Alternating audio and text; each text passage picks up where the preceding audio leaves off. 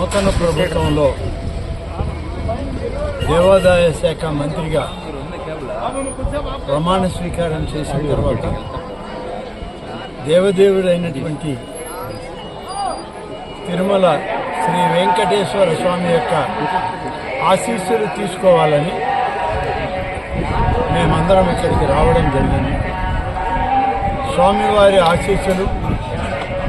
రాష్ట్ర ప్రభుత్వానికి, రాష్ట్ర ముఖ్యమంత్రి గారైన శ్రీ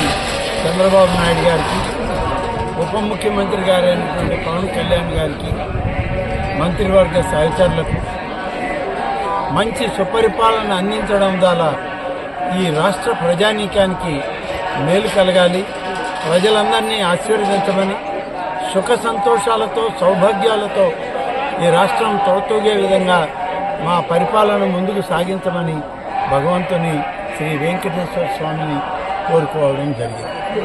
సార్, టీటీడీ కేసుకు సంబంధించి ఎన్నికలు ప్రభుత్వానికి వస్తే వచ్చిన తర్వాత ముఖ్యమంత్రి గారితో సంప్రదించి దీని మీద అన్ని నిర్ణయాలు తీసుకొని దీనిలో ఏమాత్రం పొరపాట్లు చేసినా, ఎవరు దోషులైనా, ఎంతటి పెద్దవాళ్ళైనా ఎవరిని వదిలిపెట్టడం అనేది ఈ ప్రభుత్వం చేయదని మాత్రం సార్, టీటీడీ బోర్డు ఎప్పుడు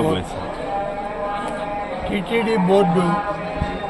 సభ్యుల్ని ఎంపిక చేయడం, బోర్డుని నామినేట్ చేయడం అనేటువంటిది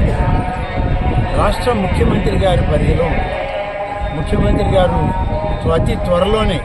ఈ యొక్క బోర్డుని కాన్స్టిట్యూట్ చేస్తారని చెప్పి నేను కూడా విశ్వసిస్తాను.